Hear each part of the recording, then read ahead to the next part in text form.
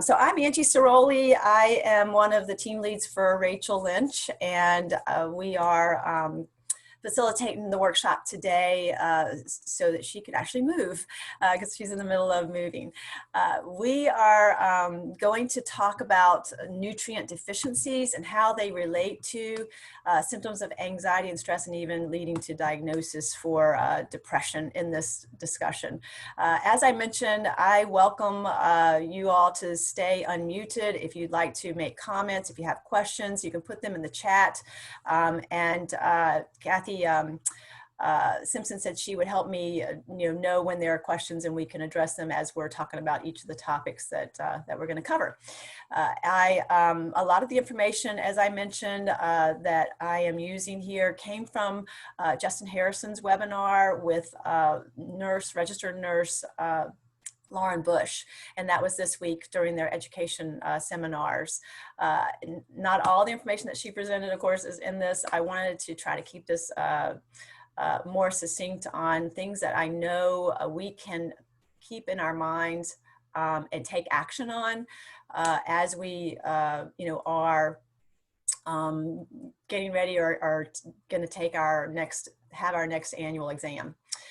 So again, I'm Angie Ceroli with Green Health First. My business and my passion is to help equip and empower you to make better choices so you can thrive. I love this quote from Ralph Waldo Emerson. It's always important that we make our health priority. And again, we're going to look today at what are some root causes of mental health. So overall, I always have a slide like this in my workshops to just help people think about the overall health that we are dealing with: physical, mental, environmental, and what do we need to do to achieve that. Usually you have these four elements, and that is food, hydration, exercise, and sleep. And we all know that we need to gear our health towards a more whole foods diet. We need to eat less processed, less synthetic stuff, and we also need to supplement. But we do need to get exercise, because if we don't get exercise, we aren't working off some of the stress levels that we have. And exercise, of course, helps bring down cortisol, which is what's produced when we get stressed, and it allows us to be able to relax. Of course, hydration, one of the key things, to move toxins out of your body. And if we don't sleep, our bodies can't heal, our minds can't heal. So we have to take in consideration all these things if we're going to have good health. And of course, this past month, with all of our teams, a lot of us participated in the 21-day challenge. So hopefully through that challenge, everybody started having building routines that help them do, address all four of those things. So we all are pretty familiar what anxiety and stress and depression are, and how they're defined. But I really love this example that Lauren Bush had given. That anxiety is typically that roller coaster as you're heading up the hill. It builds with all your emotions and all of your worries. And when you start to go over the hill, that's when you start going into a depression type of mode. And most of us know that when we are depressed, we usually have very heavy feelings. We are very unmotivated, and it's hard for us to see the positive in the world. Normally, she said, you don't have one or the other, anxiety or stress or depression. Usually there's 2 or 3 modes going on together at one time. And and they loop. And when they get out of control, that's also when it could lead us into behaviors such as bipolar, or a diagnosis from bipolar. One of the things, as you see here on the slide, that she put up on in her webinar was that if you put in your Google search window Google Scholar, that actually will help you bring up research papers. So that's a great way to find the science out there. The other thing that she mentioned was if you put in gut health equals mental health, you'll also get a lot of very good research papers that address nutrient deficiencies. So the key nutrients that I wanted to cover today include these on the screen, and these were some of the ones that she had covered. The use of probiotics. Probiotics, of course, make up our gut biome, and we know that our gut biome is the second brain, right? It is what's in control outside of the brain for most of our body functions. And one thing that I learned from her webinar was that more than 70% of serotonin is actually produced in the gut. And serotonin, as you guys may be familiar with, is a hormone that helps you relax. That's what we need to build up when we are trying to wind down and go to sleep. And you know, we really need to take care of our gut biome and make sure that we keep that in balance because it leads to so many issues that cause inflammation, which is the root of most diseases. Now, today, and this is just as of the last year with all of that we've dealt with in the pandemic, that I've seen in the research papers that we now need to take in 10 times as much of our nutrients, our fruits and vegetables, herbs and spices that have all those great antioxidants in them and food nutrients that feed our cells. We have to take in 10 times as much as our grandparents did when they were eating their fruits and vegetables because of how much we've depleted our resources. It used to be 5 times as much. I have several videos that say 5 times, but just recently 10, which to me flabbergasts me. But we are trying to get back. I know with how we're growing, and you know, seeing a lot of more farm to table, getting back to those whole foods and having less processing for our food sources. Any questions or any comments out there yet from anybody? Okay. So the first thing we were going to talk about is probiotics. You know, probiotics, of course, we have a lot of probiotics in our gut biome anyway. You can see many of the resources here on the screen, and you can see, you know, microorganisms, things like kefir, fermented foods, you know, bacteria, enzymes, yeast, all of these things make up what the flora is, or the biome. A gut biome. We have probiotics and prebiotics. Prebiotics actually feed the probiotics. And, you know, we need that because we have a lot of times with such an unbalanced gut, we aren't keeping the probiotics available to be processed like it needs to for you to have proper functioning of your body, for you to have energy. And one of the things that I thought was very interesting is that the gut biome actually helps produce neurotransmitters. As we mentioned before, serotonin is one of those neurotransmitters, more than 70% serotonin produced in the gut. Asparagus is a prebiotic. I have on here what my morning regimen is. When I have asparagus in stock, I usually just have 1 stalk of it in the morning with my water, just to kind of set my stomach biome before I actually introduce food to it. And then I use, as you can see, several different essential oils, oatmeal smoothies. We now have this wonderful nutrient packs where we have protein, fiber, and greens that are very well made, very good tasting, that have wonderful, especially the fiber, very good probiotics and prebiotics in them. So we are getting that supplement when we add those in.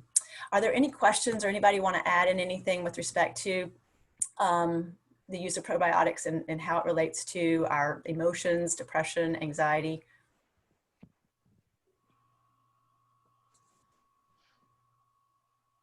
I just wanted to say about our probiotic, which is and it's a prebiotic as well. Mm-hmm. On the 21-day challenge, one of the things we were supposed to do is to take the probiotic at near to bedtime on an empty stomach. So I started doing that as well. I was always taking it during the day, but I did add an extra one at nighttime. And do you feel like you slept better? Did you feel better? What sort of result did you have, Pat? Okay, well, I did the 21-day challenge, and I was really, I drank the water, I exercised, and in those 21 days, I actually lost 4 pounds. I was really working on doing that. Another thing that I read when we had a Monday night call, it was about digestion, that if you're going to try to lose some weight, drinking digestion, like a four drops of it at bedtime would be really good to calm that gut. And anyway, I don't have any issues with going to the bathroom, not at all. But in the past, I had C. diff, and that was terrible because it ruined my gut biome, and that was from taking 2 rounds of antibiotic for a sinus infection. Yeah. And it's just really a bad situation for the gut. And I'm so glad that that happened in 2011. I didn't know about doTERRA at that time. It wasn't until 2013 that I started using doTERRA. Mm-hmm. And anyway, I think the gut is so important for keeping it healthy. Absolutely. So, anyway, I use that in Terra Greens and Terrazyme as well with my meals. Awesome. Thank you, Pat. Yeah, and that is really important. I didn't mention this, but it is on the slide that the reason that we do have to add a probiotic supplement most of the time is because of how much overuse of antibiotics we've had in our life. And it destroys. And if we aren't cleansing our gut, then we aren't able to get the toxins and impurities and things that are inhibiting that flora to be in balance. And so that's also something that was recommended during the 21-day challenge is to cleanse. But I did not take my probiotic at night, so I'm going to try to do that coming up this week. So the next thing I wanted to focus on is iron.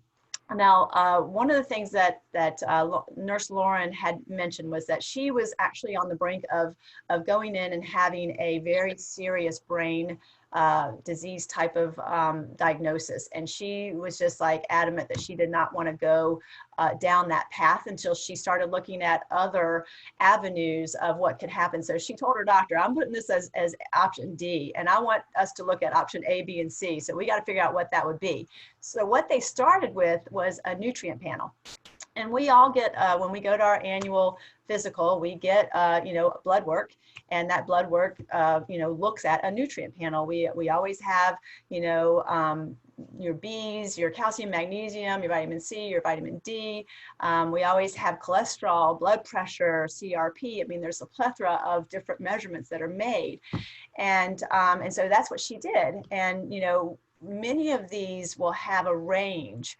And on that range, the doctor will look and see where you are, and if it's something that's not as significant, like sometimes iron is not looked at as significant, then they're not really worried about it if you're like on the lower end of it, but you're in the range. But she was at the lower end of it for iron and was very alarmed, and so she sought I believe a functional medicine doctor who specialized in nutrition. And the first thing he did with her was to have her take a ferritin test, and not just the normal blood ferrous test. And the ferritin test came back really low. I mean, she was very, very deficient.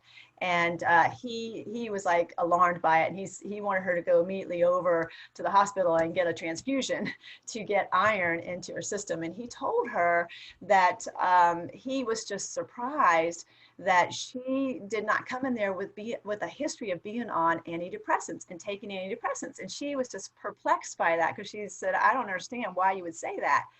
And so he explained to her, in the discussion that when you have really low iron, that you will have a lot of the same symptoms of what we know is described as anxiety and stress and depression. And she said she was just really saddened by that whole ordeal, because there are so many people, especially women with our menstrual cycles, that you know, have low iron, and we go through those ups and downs, you know, those of the levels of iron. And I have never heard of the ferritin test, so I would never have asked for that. But this is something simple we can do now when we go have our annual exam, is ask for that test and see where we are, especially if we've been feeling, as many of us have, the anxious feelings from this last year of the pandemic. You know, what's not to feel anxious about in a world that we're in today. But she said one of the things I wanted to point out was that 47% of our preschool age children are deficient in iron, and that 30% of us that are still having our menses are also deficient in iron. So we really need to pay attention and make sure we're taking in the foods that will give our help our body absorb iron and use the iron as it needs to. One of the things that she learned also is that, and I've never heard this until now either, is that in order for our bodies to absorb iron, we need to take in vitamin C. Mm-hmm. I never knew that. And so what is something simple for us to do is a spinach salad, you know, those wonderful spinach salads with mandarin oranges and walnuts in them. I mean, you've got iron in 2 of those things, and then you've got your, you know, your vitamin C in your oranges. So it's an easy thing for us to make concerted efforts to add into, you know, our routine, whether it be daily or not. So you can see here we have a lot of options for iron, and even some of the same, like broccoli, have good content of iron and vitamin C. And of course, if we have a salad with our red or yellow peppers, if you like those, which I love them, or cauliflower, you've got your vitamin C as well. Is there anybody that has any comment or interjection, anything that is an experience with respect to low iron or iron deficiency that you want to add in? Yeah, well, I'm low on iron, but I'm also on chemo. So I get my blood work, my panel done monthly. And let me tell you, I can watch it go up and down. It's a roller coaster for me. Yes. So sure. Yeah, I definitely understand that, you know, with having it checked, you know, like when I don't feel good, I know my iron's low. I know exactly what I'm lacking, and I go right for it. And all of a sudden, I feel 100% better once I start eating little bit more. But I kind of knew about the vitamin C and iron, I guess, because of what I go through. I learned a lot, you know, my potassium's low, and having to take chemo. Mm-hmm. Yeah, my potassium, like with that, is low, and there's nothing they can really do except take another pill, because I eat plenty of potassium. It's just my body's not absorbing things. But very interesting. I never heard of the ferritin test, and it's probably one I'm going to actually, after this call, look up to see, because it's probably one of them they do test me for, because I do run low with the iron. Thank you, Tammy. Yeah, one of the things too that it does say in some of her notes from Lauren, Nurse Lauren, is that iron deficiency has been found to affect neurological functioning and development, largely due to its role in many of the brain's processes, regulating mood, emotions, and psychological behaviors. So iron is very important to us. Angie? Yes? A lot of times people don't even realize they have a deficiency in iron until they go to to give blood at the Red Cross. Yes. And they get it checked, and then they can't give blood. Right. If it's too low. In fact, that just happened to me. I wasn't too low, but she asked me about it, and she said I was at a good level. I think I was at 12, and it was supposed to be 14 is. I was at 14, it was supposed to be 12 as the minimum or something. Anyway, it wasn't a problem for me, but you're absolutely right, because they will not let you give blood if you are anemic or, you know, too low in iron. And also they won't let you give blood, you know, if you're under a certain weight. So, so yeah, that's a very good point, Pat. People don't realize it. So iron also has a relationship with thyroid issues, and they say it's vice versa as well. Many of us, I know, understand what thyroid function is, and of course the hormone is known as thyroid stimulating hormones, TSH, and that's really what's measured on the blood panel as far as the nutrients, is my understanding. And we can have hypo, where we produce too much TSH, or we can have hyper, where we're not hyper is producing too much and hypo is under. And different factors that actually affect your TSH are medications, like cancer meds. So Tammy, as you mentioned, you're going to see it going all over the board. Heart meds, NSAIDs, which are your pain meds that are over the counter, non-steroidal anti-inflammatories. Illness, if you're really sick, or pregnancy can affect it. Fasting can affect it. Your sleep patterns, as well as biotin supplements. So there are a lot of issues interrelated when you are dealing with low iron or thyroid issues. It's a kind of a loop. And they're saying that more than 50% of the people with thyroid issues report symptoms of anxiety. Any comments or interjections with respect to thyroid issues, and anybody with history of thyroid issues being on meds? Do you like to? I have a low thyroid issue. I've had actually diagnosed 2 years ago with Hashimoto's. It's autoimmune, but I do not take any meds. I know they wanted to prescribe them at the time, about a year ago. I had a very large nodule in my right side of my thyroid. I said to the endocrinologist that I would want to heal it with using holistic methods. And also I did with the oils. I did remedies with that religiously. Got back on gluten-free diet and actually exercised every day. So primarily in 8 months, I went back for a follow-up visit with her, and she couldn't find it. And she kept testing, palpating it, and finally she said, I don't know what's going on. She says, let's take an ultrasound. I said, okay. So we went over to the next room, took an ultrasound, and she's looking and looking, and she says, Kathy, I cannot find it. It's like 0.02. That's all I can see on this machine. I said, I looked at her and I said, I told you I'd heal it. And she goes, she kept shaking her head, because that belief there, the oils and that, nutritional piece. So, yeah. Right. And it is for people to be at a place in their mind, being open enough to understand the just rich data that we have out there for essential oils. I mean, with it being the immune system of the plant, why wouldn't you have a lot of these wonderful aspects that you would get from the food itself when you eat it? So, especially antioxidant power.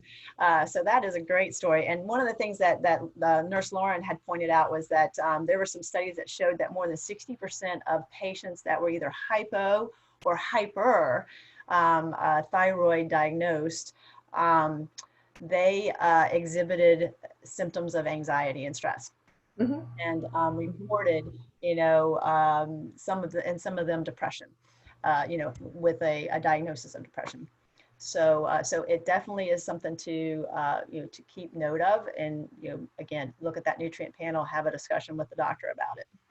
I would also recommend when they do, when they're going in and the doctor says they're going to, draw for their thyroid, make sure that it's a T3, T4 that they're drawing with it. Because the T3 is like, it interacts with the T4 to help it. One does one thing and the other one stimulates to put it in our bodies and our hormonal balance here. So people are not aware of that. I've often, when I make sure when I do get drawn, because then I can see what a true level I have and what I'm working with. Very good advice. Yeah, T3 and T4. I've read about it. I don't have a lot of experience with it, but I know that that's very important. Right. Yeah, my endocrinologist actually just drew it, because I did go look at my numbers and I was like, yeah, I have those numbers, and it was the first time he's ever done it, but I'm in the normal range. Yay. Because I do have, a large goiter, which is a thyroid. Sorry, I used to be a nurse's assistant, so my doctors talk to me in medical terms a lot of time. Yeah. Mine's enlarged, but we know it's from other things. My numbers are normal. We've done the ultrasound. Nothing's wrong with it. So he's like, "Oh, you're just one of those." I said, "I told you, I'm not normal." They now believe me normal. now.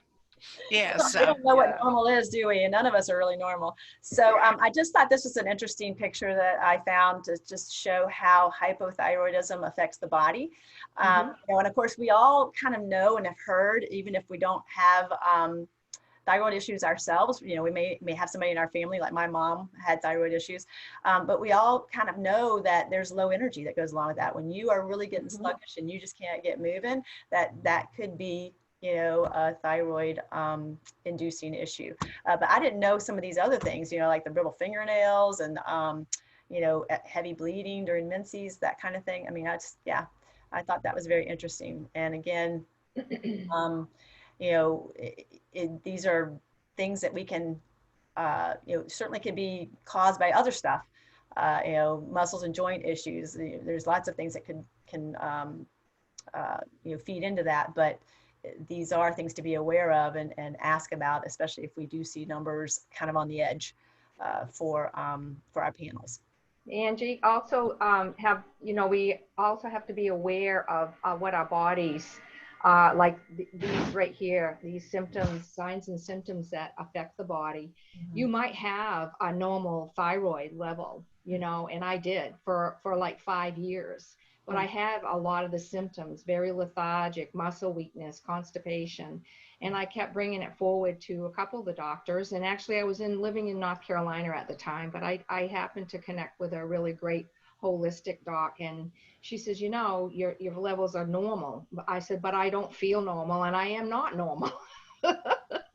Say, Tammy, you're not the only one here. But anyways, it's true. And it's like paying attention.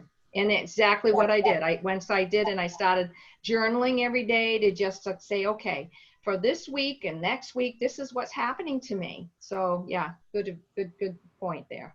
Yeah, and you know, it also, again, is important when you were experiencing that, were you seeing T3 and T4 results, or were they not even looking at that? Nope, So they weren't. Yeah. No. So the next thing I wanted to talk about was another hormone, vitamin D. Yes, vitamin D is a hormone, and a lot of people don't realize that. And it was funny because in this webinar that nurse Lauren had when she brought up the vitamin D, she had said that her doctor says, well, unless you're a nudist and you're always walking around, you know, in the sun outside nude, that you're probably vitamin D deficient. So, and I thought that was really funny because we are, and a lot of people don't realize how deficient you are. But when you think about how your bones hurt, you know, or your teeth, you know, those types of things could be a very easy indicator of you know, vitamin D deficiency. So, and it does say, you know, it shows that many depressed patients in studies that they've done show that they had low vitamin D levels. So it's really important to add a vitamin D supplement, and especially D3. And that is what we have in our bone nutrient, as well as what we have in our multivitamin for D2 and D3 for our lifelong vitality pack. So we've definitely put the right types of nutrients in the supplements that are available to us. And one of the things that she pointed out in the studies that she saw, people who were depressed, when they did add vitamin D in, their symptoms improved. So they weren't feeling as you know, weren't feeling as low or as heavy as they had been before vitamin D was introduced. So now I know we need to have vitamin D to absorb calcium, and that it does increase, you know, and help us fight infections. And of course, we did learn from this pandemic that is one of the things that if you are vitamin D deficient, that you are more susceptible to that virus actually setting in and taking hold of your body and causing severe symptoms or severe illness. So very important to get your vitamin D. Anybody have any comments regarding vitamin D? Any experience that you want to share as well? Several years ago, I had my D3 tested, and I was very low. I was at 14, and I think normal starts at either 35. Low normal is 35 or 36, and it might go up to 70 some. I'm not certain of the range, but I was just at 14. So I took mega doses of D3 for a while. And the next time I had my blood drawn, I was up to 16. So I still take D3. I think it's very important. I have my husband taking it, and especially now, for fighting, to help fight or boost our immunity. And during this time, it's really good to take D3. I also take extra zinc and C. All those are important, along with the lifelong vitality that we're taking. Absolutely. Thank you, Pat. Yeah, that it is very important. My husband started taking vitamin D several years ago. He was taking like 3 times the regular amount or whatever, and because he was so low, and he was complaining about how his knees hurt, his ankles, all of his joints just hurt, his back, and that was the key thing that the doctor brought out was you got to get your vitamin D up. So and one of the things that I thought was interesting in some of the information that Nurse Lauren provided was that the area of the brain associated with depression still outside is also a site for vitamin D receptors. So the area of the brain associated with depression is a site for vitamin D receptors. So if we can get vitamin D into our body and it can fill those receptors, then we should see improvement in those symptoms. I agree, and I think we should always say vitamin D3. Just vitamin D3. Just say D3 from the beginning, so everyone knows exactly what you're talking about. Right. Yes, because that was definitely something emphasized by Nurse Lauren, is you just can't go to Walmart or your local pharmacy and just get the vitamin D off the shelf because typically it's not going to be in that form. So the last thing last nutrient I wanted to cover and emphasize was B12. B12 is actually needed for serotonin production and other neurotransmitters as well, which regulate mood. Low B12 can cause changes to our nervous system. So you can see some of the food sources here that do contain B12. B12 helps to maintain the myelin sheath surrounding the nerve cells, which makes it possible for cells to communicate. And so when we are not having good mental clarity and we're having trouble thinking, we're having trouble staying on track, that is one of the issues, is those neurotransmitters are just not connecting, so we can't actually complete that cycle that we need to have mental clarity, to make decisions, to feel better, to get rid of the fog, what have you. B12 is also involved in the production of serotonin, as I mentioned, and serotonin, of course, a key hormone that helps stabilize mood, feelings of well-being, and happiness. And of course, that's what we need when we are trying to relax to go to sleep. And if we have, if we've been anxious all day and we have those high cortisol levels, we can't relax. So we've got to get out of that fight or flight mode and into that relaxing mode, and B12 helps us do that by producing the serotonin. Any interjections or comments regarding B12? I think for me, I had low B12, and that's actually when 2 years ago with my autoimmune and everything, and it was like just a trigger, and I don't know where my energy and my mood, it was really different.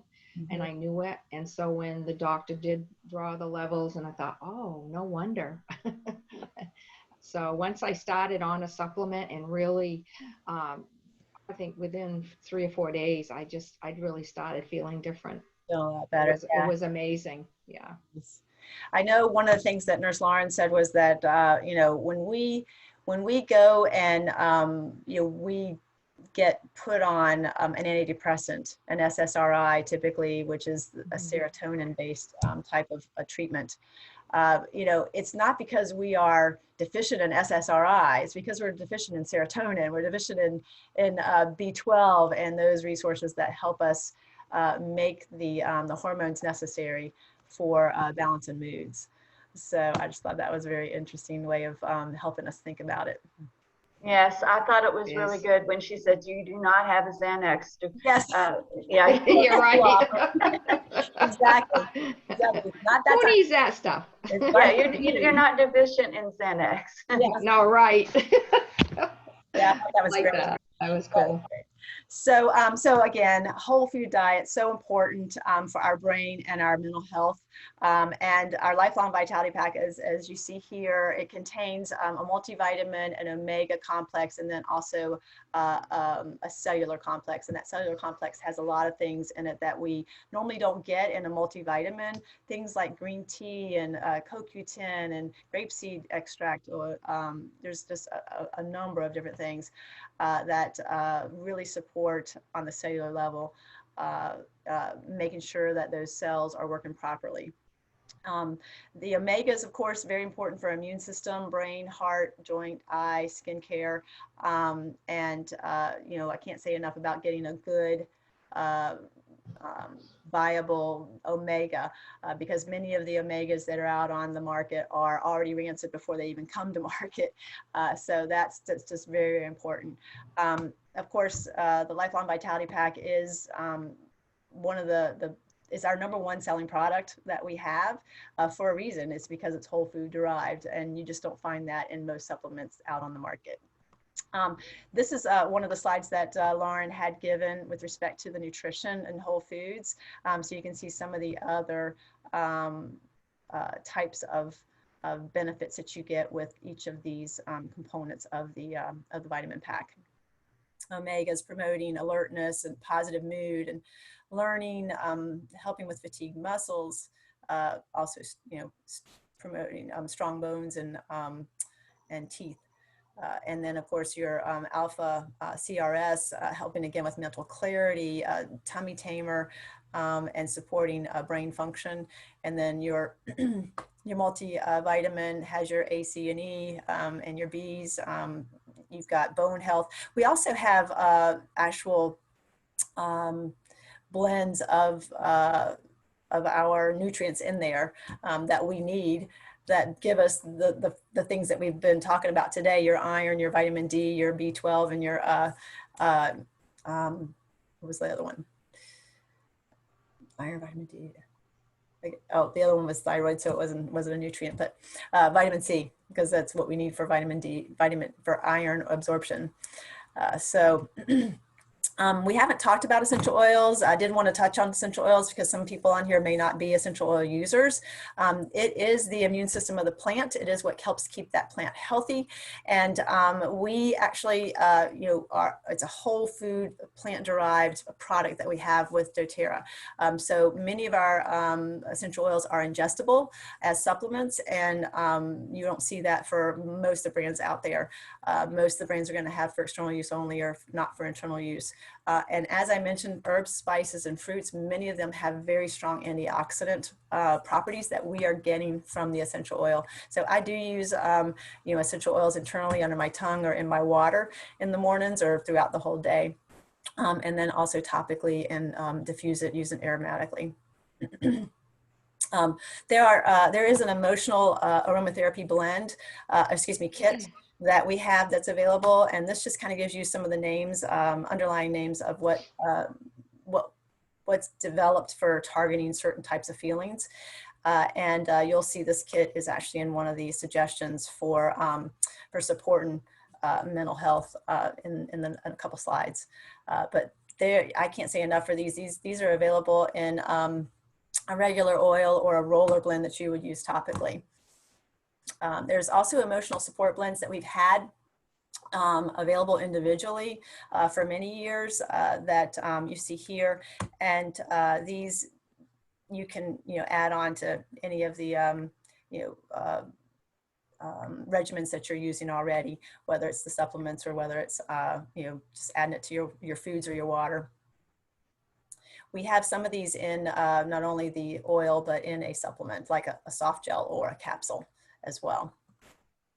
So doTERRA is a wholesale membership company, and it is available for you to purchase products retail, or if you have your own wholesale account, you get them at 25% off. And there is a special promo that is available to people who are new enrollees, have set up their accounts this month in February. Through Sunday, the end of February, you can get 50 points, product points, when you place an order during your enrollment of a value of 150 points. So anybody who's not a member who's on here, if you're interested in learning more about membership and getting your products at the best value, just reach out to me or anyone who invited you to come to the workshop. So the other thing about that special is if you enroll someone with 150 PV, that new person will get 50 PV, and you will also. I think that's pretty fabulous. Yeah. Okay, I thought I saw that somewhere, but then when I looked at the rules, that scrolls across my account, I didn't see where it said the enroller gets it also. So that's why I didn't put that in there. But that's awesome if that's the case. Yes, enroller and enrollee. Yeah, that's awesome. Mhm. It takes us a while to build up 50 points. So, so it's great to get that off the bat. So these are some recommendations for emotional support. And as I said, you see the emotional aromatherapy touch kit there. The supplements in the second month, those actually can be added on to the Lifelong Vitality Pack, and they only cost $20, where when you buy them individually, they can be anywhere from $10 to $15 more.